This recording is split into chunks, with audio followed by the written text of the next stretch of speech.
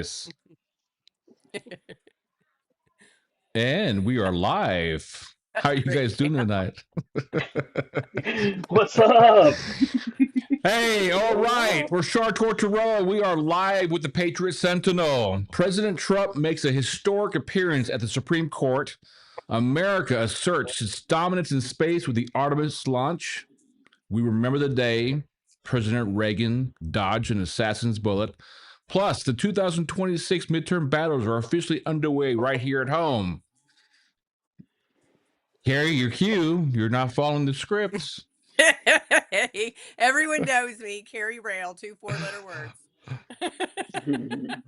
Hey guys, I'm Cam. And I'm Rarchar. Welcome to the Patriot Sentinel.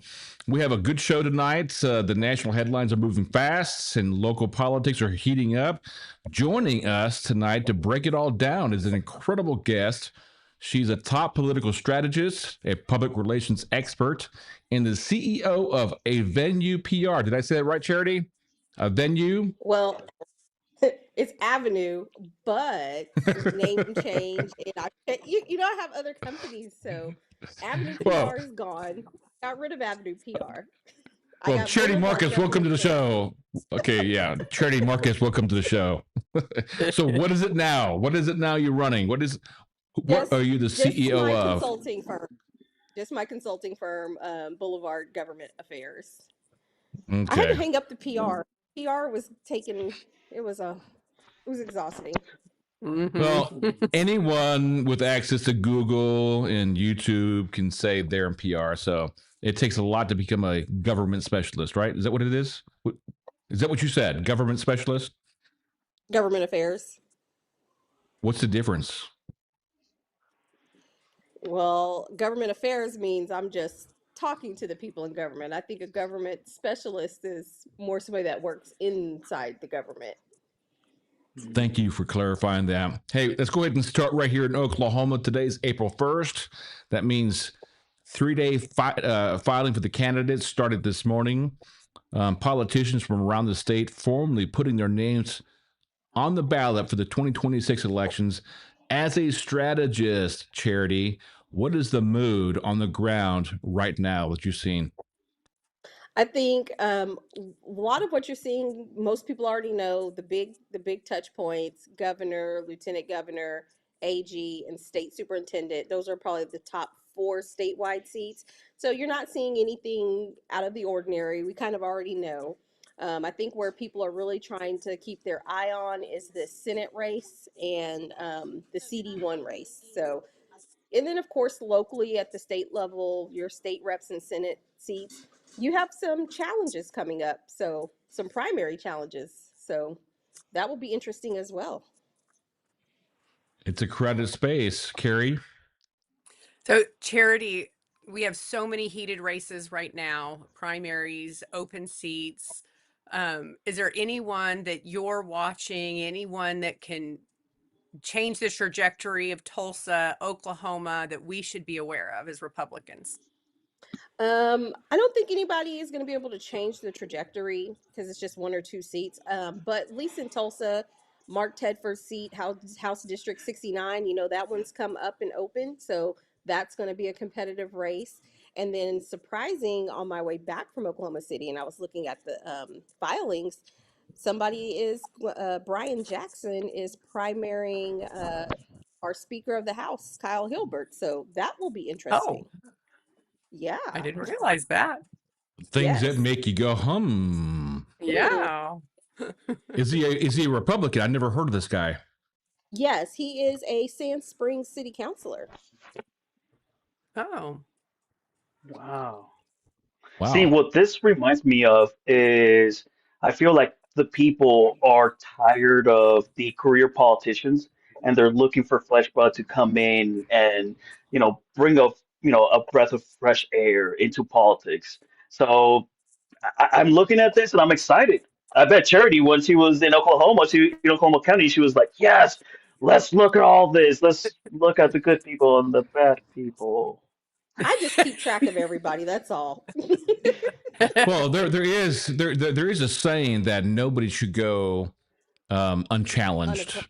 unopposed at election time here. So I'm not surprised that everyone's drawing a primary challenger, but the Kyle Hilbert one did take me for a spin. I never would have guessed that one. So yeah, I wasn't thinking of that one either. So CD1 is a hotbed of activity. So how many people are running for Hearn's old seat? 8. What? Whoa, that's insane. That's Wow. what we have so far. 8 and a possible.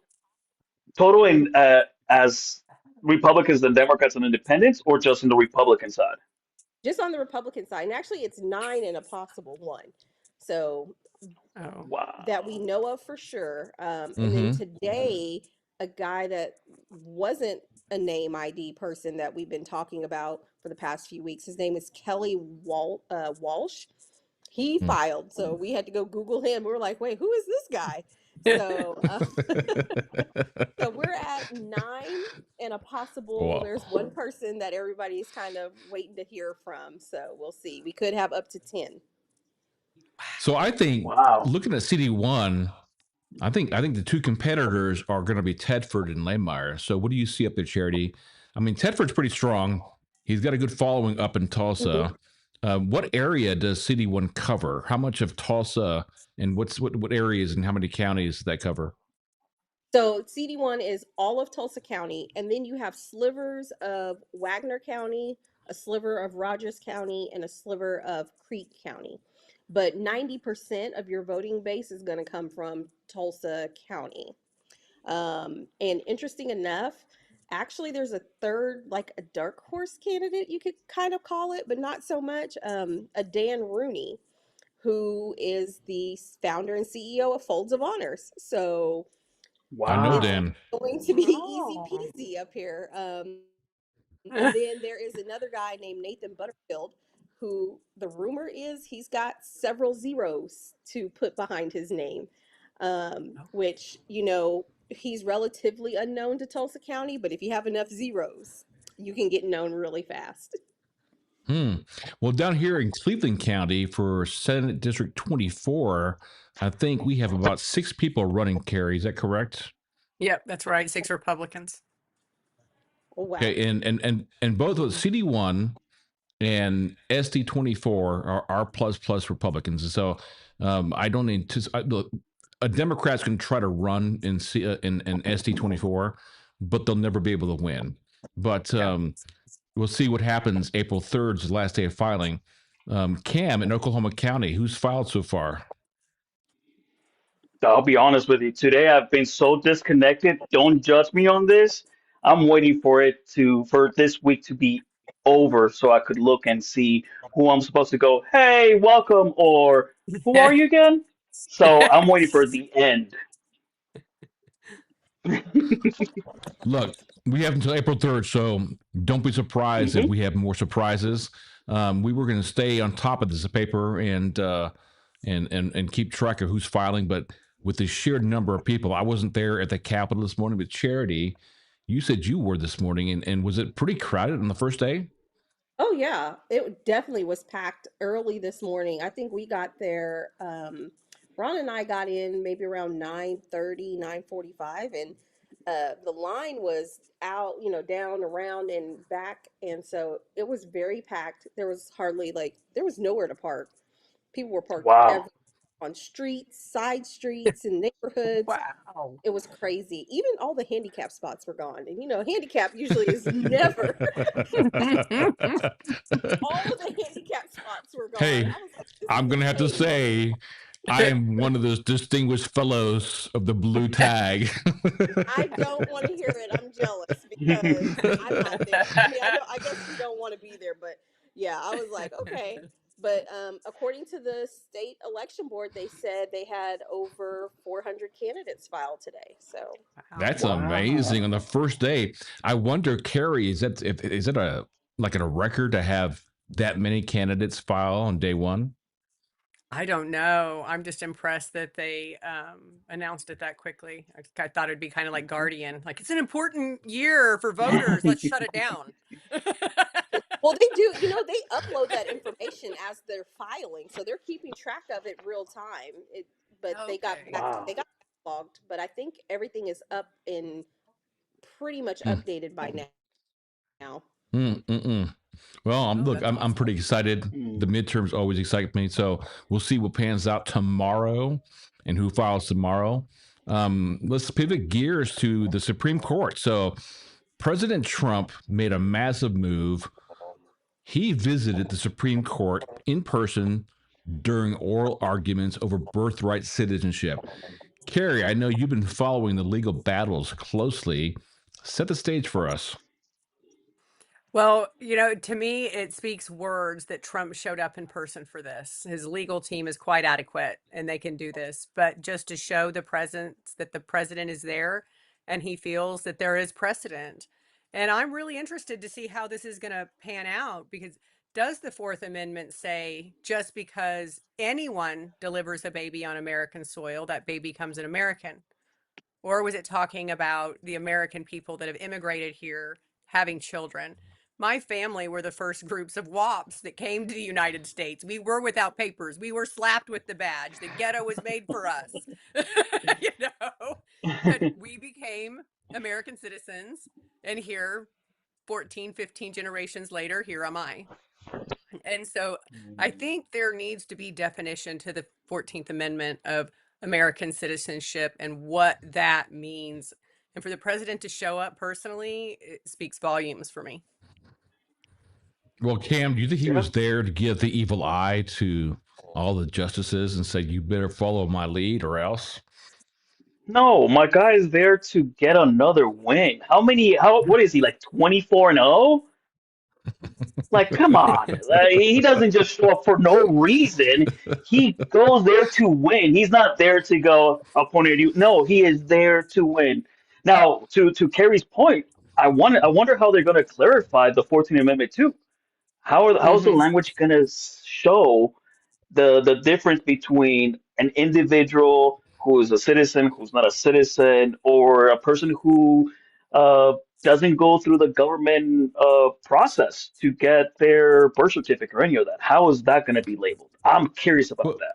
well, I'm gonna answer that, but I'm gonna throw this to Charity. So the mainstream media went crazy this morning. I mean, MSNBC or whatever it is now, MS Now and CNN, they were just losing their minds this morning. But politically speaking, does Trump's bold move fire up the conservative base heading into the 2026 midterms? I think it does. When you are looking out at trying to get people mobilized and ready to go, this is a topic: immigration, illegal aliens. That's always a touchy subject, and I think it will get people fired up. So here's the deal over the birthright citizenship is that I think they misread the 14th Amendment. Okay, so what Trump is wanting the Supreme Court to say is that for all these years you've misread what the amendment really intended to become citizens. Okay, it was former slaves, and so not foreign people that come here. The biggest issue is like in the spotlight, China. I was hearing that one guy has like 200 babies that have that he came to America. He hired these Chinese surrogates to have babies with the intent of those babies coming back from China one day to America with American citizenship. Okay, and what the 14th Amendment, what the intent was at the time was to give former slaves citizenship. Okay, and so it's a big controversy that I think people have misread all these years. And all President Trump wants to do, Harry, he wants the Supreme Court to say, am I right? Are we going to follow the Constitution or are we going down this road? Because look, anybody who lands on our soil and has a baby, that child becomes an American citizen. However, if you are in the diplomatic corps and your parents are diplomats from Germany, we have an agreement, and you were born on American soil, you don't become and you don't have the American citizenship. You don't have that birthright citizenship. So, Right.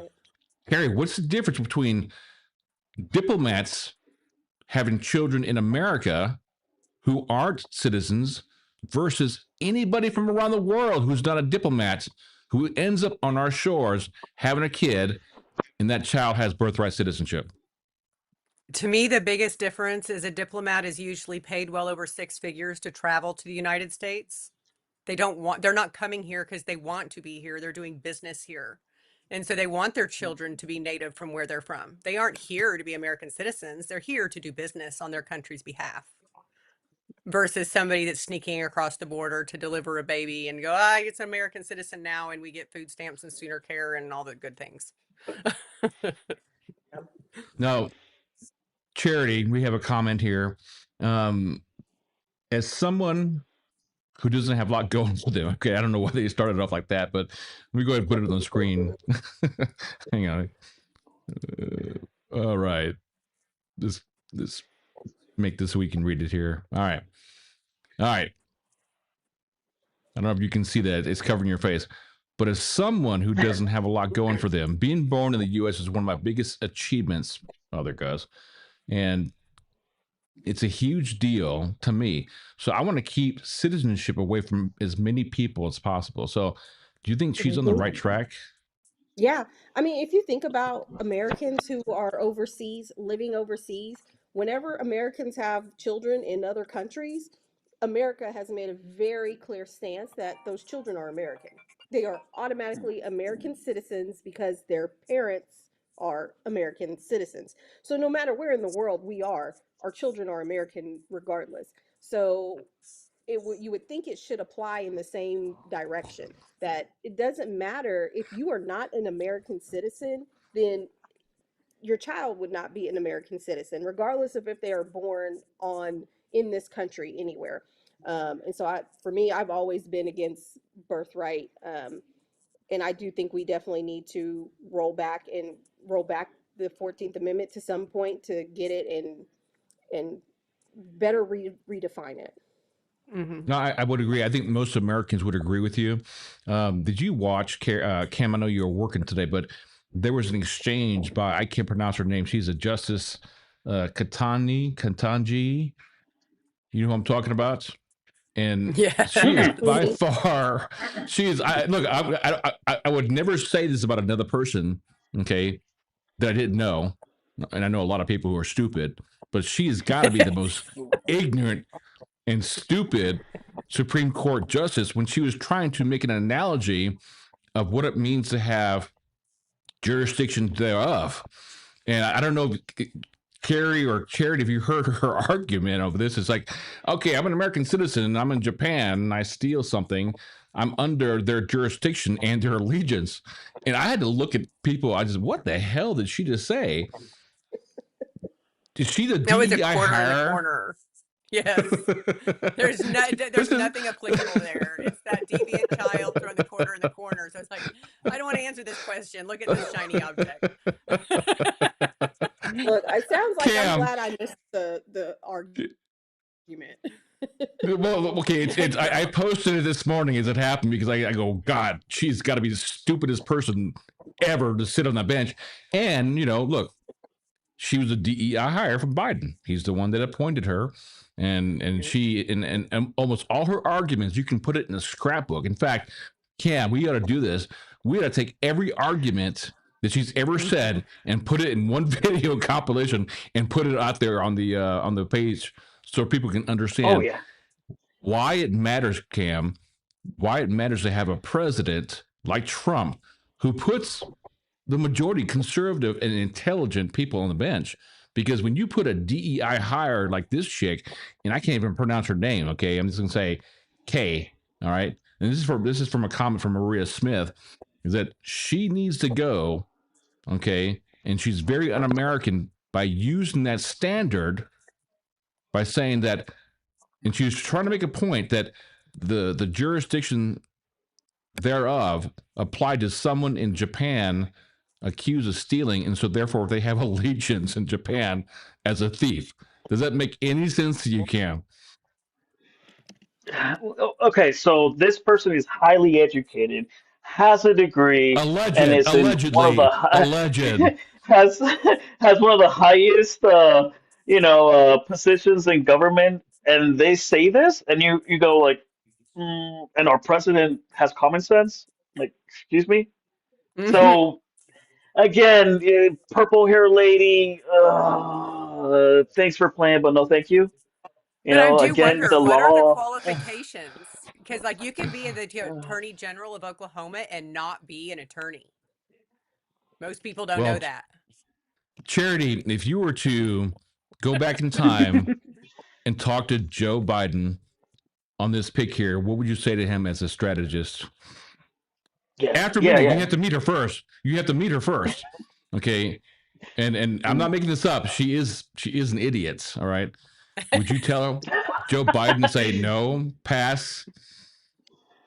It's a hypothetical. You can Yeah. answer. Yep. Well, I hope I give an Yep. answer. I mean, look, as a Republican, I'm not gonna pick. I'm not gonna say yes to anybody he approves. So that wouldn't work too well. I'd be like, no, no, no. What do they call in home doctor? No, no. All right. I'm like, no, After the Joe. show, go back to my Facebook page and listen to what she says, and you'll agree that I was right. The lady is stupid. Okay, I don't say that too often to people I just don't know. I do say it about people that I do know, because some of the people we do know are total bunch of idiots For here. sure. All right, what, Cam? Never mind. Never mind. All right. No, I'm good. Hey, this is the first time in years. Okay, let's go to the Artemis launch. Okay, did you guys know we launched a rocket today, this afternoon? So while we're securing our borders here on Earth, America is also securing our dominance in space. Cam, on Uranus. No, not that far out. It's not a That's Star pretty Trek deep. show, Kari. It's full of gas, so you guys know. No. Not in space. Cam, the Artemis rocket launch has everyone talking. So, what do you know about the Artemis launch? And do you think it's about time that we sent astronauts back into space, and their missions is to orbit around the moon and come back? Hey, what happened? When did we do that kind of flex? Let me look. 1969? Is that when we just came in and showed how yoked we were and how American we were? So I'm looking at the news feed, and we're sending that rocket up in space. At first, I was like, "Oh, is it SpaceX again?" Oh, no, no, no, no! It's us. We're sending one up there to show how strong we are because we're that type of nation. We're ready. Watch our rocket. Mhm. All Go right. ahead, Kari. No, So, Charity. Carrie, your turn. So, yes, yes. So sometimes our media is extremely negative, and that reflects back onto us as constituents. We start being negative with each other instead of unifying. So, do you feel that focusing on something like this missile launch is something that people as a whole should be unified around, or do you think this should be another political maneuver of mascots of elephants and donkeys? I think it should definitely be something that we should be able to be unified around. Again, just like we have Homeland Security, we have all, our Navy protects our oceans and patrols along with our Department of Homeland and all those things. We do have to, exert power and over space. Like, we aren't the only ones looking at what we can do in space. We have satellites that need to be protected and manned and maintained. And so this should be something that is totally nonpartisan.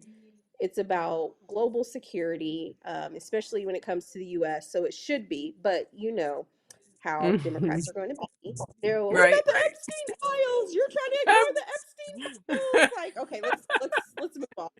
Let's move on. We're Okay, not you. going to Hey, keep, off. Yes. so Can we hey, take the files so to space? Right. exactly right. I'm surprised no one said, "Okay, this launch is about taking all the files around the moon and tossing it out the airlock." Right. Oh no. Oh no. With the And Kennedy for the assassination record, too.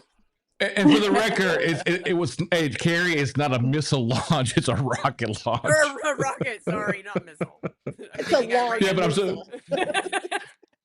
I'm surprised. Musk, not our military. I'm surprised. I'm surprised the Democrats didn't push back enough. And you know, like I said, I think you're all correct. Is that, you know, they probably would have said something like this, and I have not heard anything from them because I had the TV off most of the day. But they would probably say this is just a deviation from the Epstein files or whatever here, and they can never be proud of anything Trump does. And you guys, I've said this. Look, I've said this ad nauseum. Is that if they would get behind the president and support his bills, support what he wants to do for the American people, right? He wants to serve all the American people. His policies benefit all the American people. And I bet if they fell in line with Donald Trump and promoted his policies, Charity, I think they would all have a better chance at re-election in November. What do you think? Oh, yeah, 100% agree. But, you know, people have minds of their own. Yeah. I just wish they would use them instead of drinking their political Kool-Aid. That's why they have instructions on the back of labels. Okay, Kari, you brought this up. I need you to explain this. Bring that. Look, you keep saying donkey costumes and elephant costumes. So what exactly do you mean by that? Well, our government is way more important than a mascot competition. This isn't Bedlam rivalry. This is our livelihood. This is our children's livelihood. And so we have to vote based off meritocracy, not off who wears the best elephant costume, because really bad people can be inside of a mascot costume. And so if you don't use merit-based judgment when you're voting, what are you voting for? The biggest clown to manage millions of dollars, and you wonder why our water's filthy, our property tax is high, Norman's government is the highest taxes in the state.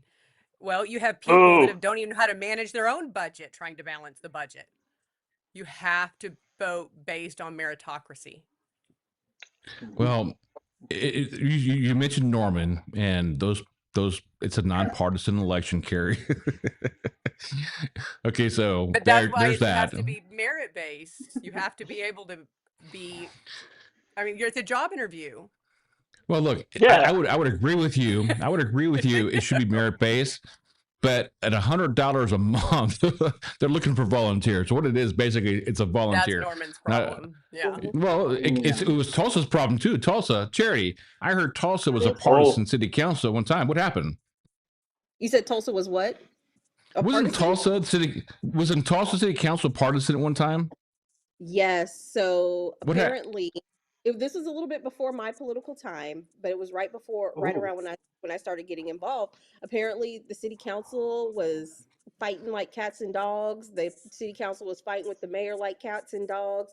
And so people just kind of had enough. And so they put up a proposition to make the city council nonpartisan because they felt like making it nonpartisan would fix the situation. And so in 2010, 2012, the citizens voted and made city council and mayor and the auditor all nonpartisan. I think maybe for that time that's what they needed, but now there's a lot of us looking at, okay, that time's passed. We need to get back to partisan elections. So you may see some efforts coming up pretty soon in the next few months, possibly to get a proposition to go back to partisan elections for those things. You know, so back in 2021, we tried to make Norman City politics partisan, and the district court kicked it back. We had a petition, and it met the threshold, I believe. And I do believe that the city politics should remain nonpartisan. But in cases like all the craziness we've seen so far on city councils around the state, not just Norman or Tulsa, knowing what the person's affiliation is very important. So I think we need to know that. I mean, so how do you fix that? So, you know, did it work for Tulsa? You said when it was partisan, it was a shit show or a circus, right? Is it a bigger shit show now, or is it less of a shit show now? I don't think it's been a shit show. I mean, right now, Tulsa City Council, we have a majority Republicans. We have 5.5 Republicans on the board, and they do work well together. And we currently have a Democrat mayor, and they've been doing a good job of keeping him in check and not allowing him to run roughshod over, like $80 million for he couldn't tell us what he wanted $80 million for in Wow. taxes and stuff. How much do So they get paid in Tulsa? Mayor so I and think council. so the mayor makes six figures. Our Oh, city councilors, and mind you, our mayor is separate from our city council too. So they're not, like the small suburbs. I think the city council is up to 38,000 now a year in What You this see, the city. Rashard, heck? this is why we have We crap in just, Norman. wrong place, bro. A hundred yeah, and we what? just $105? like Yeah, around A 105,000 for hundred our mayor. dollars. yeah, No, Yeah. a $100. year. That's it So we get Yeah. in paid. Norman. We get paid Yeah, $25 a meeting. So you figure Mm. 2 council meetings a month. That's $25 a piece, $50 there. 2 study sessions a piece, another $50 there. And it's a maximum of $100. So when I was on yeah. council, I would spend like literally like 30 hours a week to 40 hours. It was another job sometimes, right? All for $100 a month. And you guys in Tulsa are Nice. raking it in at No, it $38,000. allows them to vote in Mm. people that are qualified. They can actually Yeah. sacrifice their career to serve That's their a community. part-time Now, what? job, Carrie. Now, I will Well, tell and you that's all. it. You're retired on a pension. That's why you could do it. You didn't sacrifice a full-time job to do it. Well, in our city, most of our city councilors Well, actually, I would move to Tulsa to be the mayor for 100 grand a year. and most of our city councilors still have jobs. Like, yeah, they mostly still have their full-time jobs. So they're doing their Mm. full-time jobs, plus they're doing their duties as city councilors. And we just recently, the last election cycle, gave them a pay raise. For a long time, they were Nice. at 2,000 a month, about 2,000 a month. But yeah, we pay them. And then now it's our Tulsa Public School Board members. They only get $25 a meeting as well. So they're the ones that aren't getting paid Suffering. and with a lot. Yeah. Yeah. This is why Norman has Wow. clowns in their government. We have to fix Hey, that. I've seen hey, them. I didn't have a red nose on council. All right. No, Last but you topics did good tonight. serving both sides. Oh, I did. No, I served You did. Norman, not both sides. I served Norman, the city of Norman. Yeah, Ward 5. You did really good. No, and the city of Norman too as well. So, all right, last topic. Okay, Reagan. Remembering Reagan. So the idea of American resilience brings us back to our final topic tonight. Just 2 days ago, on March 30th, we marked the 45th anniversary of the assassination attempt on President Ronald Reagan. Look, we've had 2 presidents in our lifetime that have had assassination attempts while serving in the public or for the public. But Cam, Reagan walked out of the hospital, and he, like Trump, when he was shot, projected strength. Reagan cracked jokes, and Trump just put his fist in the air. And do you think that's the kind of grit that defines the conservative movement? Yes, we need more of that. He said that kind of grit is exactly what defines the conservative movement. We need more things like that. Can you imagine if that came from the precinct level, from the county level, from the state level? People will be motivated. We wouldn't need a red wave because people will be motivated the whole entire time. So yeah, again, Mr. Conservative, he's still one of my favorite ones. Mm. No, look, Carrie. Ronald Reagan was big tent, right? And we really haven't had another big tent leader. And that's why we're a bunch of Republicans pointing guns at each other, running fake purity contests to see who's real Republicans, making up fake rules and laws, and we're destroying our own party. And if we don't go back to Ronald Reagan's big tent theory, we are going to lose our stronghold. And we've already had a third of our veterans change from Republican to independent because of this nonsense. We already have some of the most influential people in our state that won't align with the GOP because they don't want to be a frivolous target and defamed in their community because their purity test didn't pass. We need to go back to the Ronald Reagan era, and we're not in it. That's right. Mm. Well, Charity, Yeah. well, to answer Kari, well, I'm going to ask Charity a question. I'll go back to your thought, Kari. Looking back at Reagan's legacy of strength under fire, how does that historical moment resonate with the political battles we're fighting in 2026 this year and beyond? I mean, it's a beacon to look at to say, okay, well, look how Reagan got through this. If Reagan can get through that, we can too. Regardless of if it's we're fighting liberal in their agenda, whether we are fighting fellow Republicans, we can look and say, if Reagan can survive, so can I. Kari, that's a good point. Look, I would also tell and say that Trump is also doing the Big Tent thing too as well. Now, when Eric Trump was here in October or September 24, and we had lunch with him, you know, I did ask him how his dad's campaign was shaping up with Democrats, independents, and you know, and he said more people coming from the Democrat independent side and supporting his father for re-election. So I think also Trump is also talking Big Tent too as well. And the reason I like the Big Tent idea as a conservative is that for everybody that we bring over to the tent, it's just one less person we have to fight with. All right. And that's the reality. This, look, for as long as I go back to my political history, all right, we've been fighting with the other side.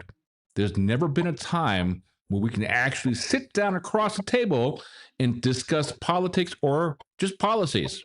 All right. We have lost our way since 2008. We should be able to sit across from the other people, the other person, regardless of what they feel, and have that conversation and talk about how we can look. I think left or right or middle, we all want the same thing. We just have a different way of getting there. Okay. But the left is so adept at targeting us for what we say and do. They shut off all dialogue, and it makes no sense. All right. They're the ones that say we need to talk. We need to, you know, we want these people to join us. We want all this and blah, blah, blah, blah, blah. But they're the first ones who shut down the conversation. It makes no sense. And I agree with you, Kari, on one aspect that, you know, sometimes in our party, and we can criticize our party, all right, that there is a purity test, okay? And you can't, in the name of conservatism, use that litmus test to define who is conservative, right? Everyone is a Republican, whether you're a neocon or you are ultra-right, you're in the middle, a populist, like Kyle Hilbert is. I think that the biggest, at the end of the day, I'm a conservative Republican, but if you're a neocon, and let me explain what neocons are. Okay, these are your war hawks, your military members are neocons, because we want to go out and fight and win the war. Okay, but here in Oklahoma and around the nation, I think Trump is doing a good job by saying, stop the fighting. You're all Republicans. Now, Cam, are you seeing that too? Are you seeing Trump saying that it's better for us to work together as Republicans? Because look, I follow the RNC platform. That's the platform Which is not I the follow. GOP platform.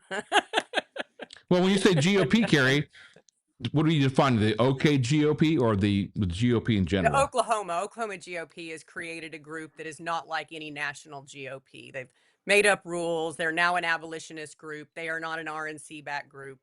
They run these purity tests. They think they have some religious power to consecrate oil and ordain their leaders as Christian ministers. It's culty. I mean, it's culty. Well, I think, Charity, I think what we need to get back to is that we're all Republicans, and right. we all have different tastes. We all have different flavors here. But with if Trump, we recognize, what he's trying to do, we just call everyone a rhino. When you're a rational Republican, you get called a rhino. Well, okay, I've seen that too, and I don't like that. I don't like that behavior too as well. But Charity, do you think that if we can put our swords down and raise our shields up together, that we can work 80% in a cohesive direction and do good in the 80% space rather than turning traitor on each other for the 20% that we don't agree on? Yeah, if we could actually do that, that would actually work. And I agree with Kari. Like, unfortunately, we have a group of people that don't want to put their swords down. And so, what I've said to people here in Tulsa, um, because people attack me, these people attack me hardcore, left and right.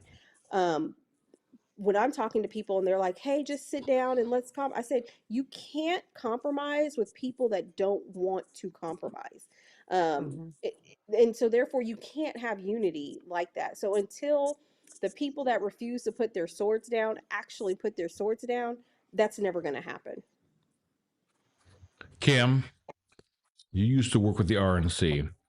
If the RNC was to come in and look at Oklahoma and see, I don't think it's a prevalent issue. Okay, I think it's just on the surface and then goes down like 20%. Do you think the RNC would say, hey, stop the fighting and work together? I mean, so from an RNC perspective, what would they say? So when we're just looking at the RNC, when I work for the RNC, I think the first thing they will say is let's roll back everything back to the national standard and Yeah. wait and work our way back and make sure that our platform and our principles and values align together.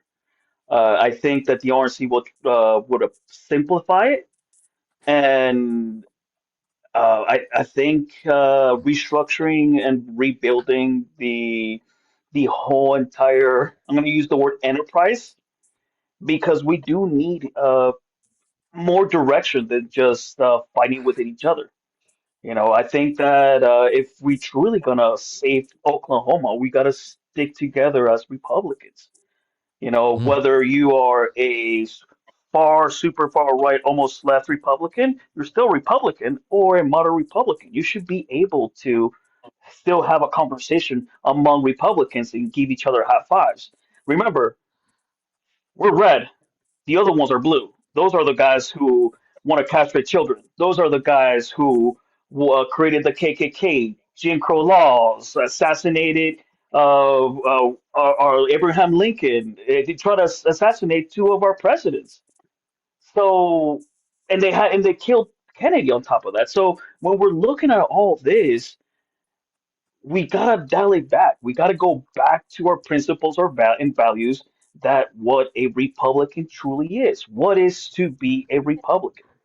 And I think that if we go back to national standard, I think we should be fine. Yeah, I do too. Right, but let's be honest. The RNC is watching. The RNC is very much aware of what's going on here in Oklahoma, and we have two problems here. One, the RNC, at the end of the day, their responsibility is to the state party, because that is their umbrella. Their responsibility is to their state party, technically not to those of us outside that are not in the actual organization and structure. And they see what's going on. They're not and two, they're not stepping in. They see the chaos that's going on here and in other states. This is not just specific to Oklahoma. This is going on across Mm-mm. several No. other states. And guess what? The RNC is not stepping in any of these states. It's almost, unfortunately, we're kind of left to our own demise. We're left to defend and fight for ourselves. We can't count on the RNC. Mm. Yeah, no, she's right. Right. She's right. I agree. I agree. The most biggest confusion here is ownership. I'm a Republican. I'm a Christian, and nobody on this planet can tell me that I can't say that, or I can't open a company, nonprofit LLC that says I'm Kari Rail Christian Republican Company. Nobody could sue me for that because it's a generic term that can't be trademarked. And so I don't care. You want to call me all the names on the planet. I'm a Republican Christian and I'm for humanity, and I'm not for throwing women in prison for being raped like the abolitionists are.